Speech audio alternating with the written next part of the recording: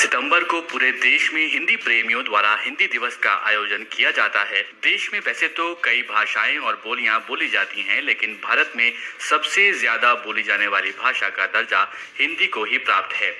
पूरे देश में करीब 77% से भी अधिक लोगों द्वारा हिंदी बोली जाती है। पिछले कुछ दशकों में हिंदी के साथ भारत में और भी कई भाषाओं का विकास हुआ है। हिंदी की समृद्धि और इसकी स्थिति और विकास पर मंथन को ध्यान में रखते हुए हिंदी दिवस को मनाने का फैसला किया गया। चलिए आपको हिंदी दिवस के बारे में विस्तार से बताते हैं। भारत में हिंदी दिवस कब मनाया जाता है?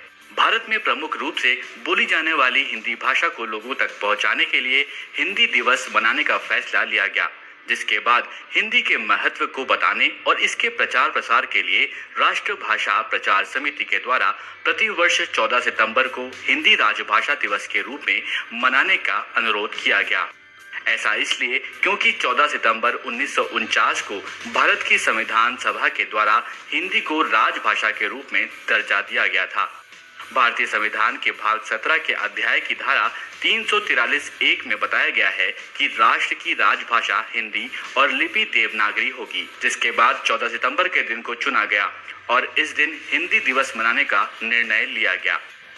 क्यों मनाया जाता है हिंदी दिवस? जिस प्रकार से भारत में कई भाषाएं और बोलियां विलुप्त हो रही हैं, ये चिंतन का विषय बनता जा रहा है। कई स्थानीय बोलियां विलुप्त हो चुकी हैं और हिंदी जैसी सबसे ज्यादा बोली जाने वाली भाषा पर भी इसका असर देखने को मिला है। लगातार आम बोलचाल की भाषा से हिंदी में बोले जाने वाले शब्द गायब हो रहे हैं।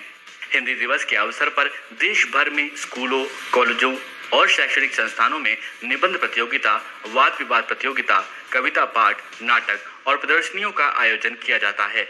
इसके अलावा सरकारी दफ्तरों में हिंदी पखवाड़े का आयोजन होता है। आशा करते हैं ये जानकारी आपको पसंद आई होगी। इस जानकारी को अपने दोस्तों के साथ शेयर करें और सब्सक्राइब करें।